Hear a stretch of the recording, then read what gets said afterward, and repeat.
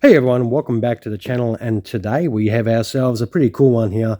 It is from Dragon Wings, of course, in 1/72nd scale diecast. It is Messerschmitt 109G-2, but this does come with a little diorama base with a compass platform here, and this one is from JG77 during their campaign in North Africa, 1942 of course. Jugged Geschwader 77 would serve in all theatres during World War II, known as Herz or Ace of Hearts.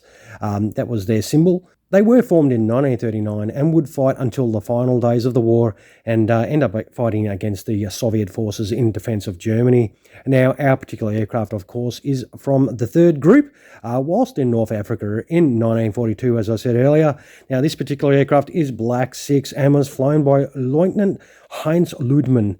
And this aircraft would be damaged in dogfight against RAF 112 Squadron in November of 42. And although wounded, Ludemann would land the damaged aircraft in the desert and actually managed to make it back to the German lines. But the aircraft actually would be captured by advancing Allied forces.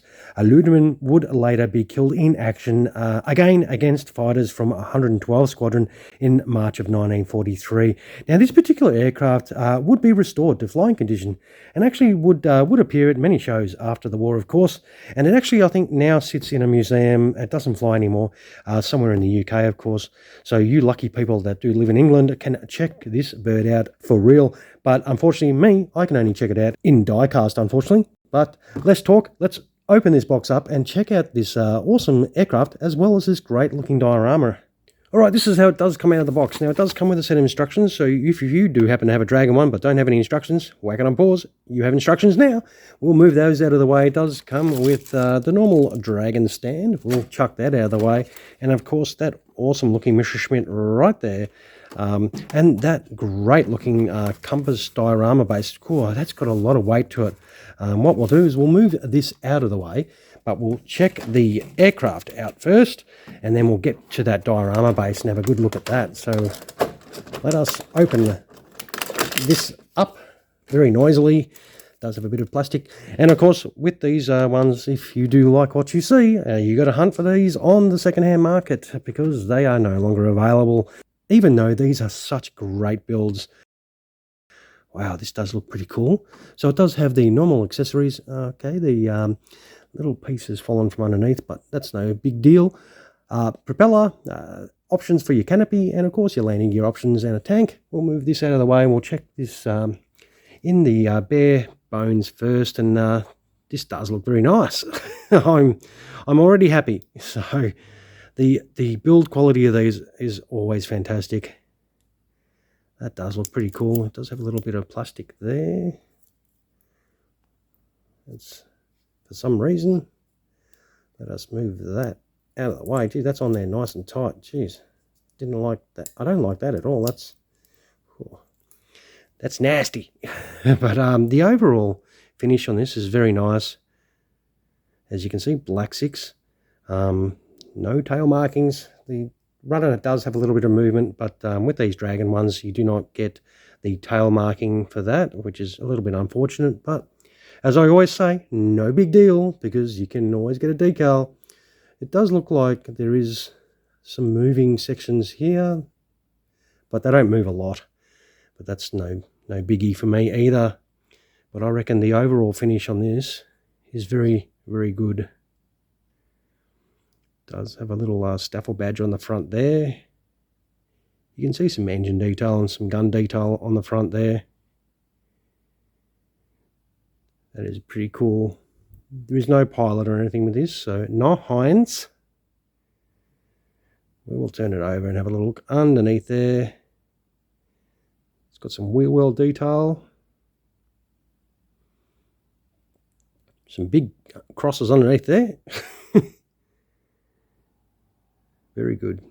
It comes up nice. But of course it is not complete. So what we'll do, we will put some landing gear options on this. What do you reckon? And kit this out and come back with a bit more of a completed aircraft. We'll be back in a moment. Alrighty, here we have this beautiful 109 set up for in-flight. Very straightforward. You just put obviously the main landing gear covers in, and then you put your tank ordnance over the top of that, and that keeps that in place. Very straightforward.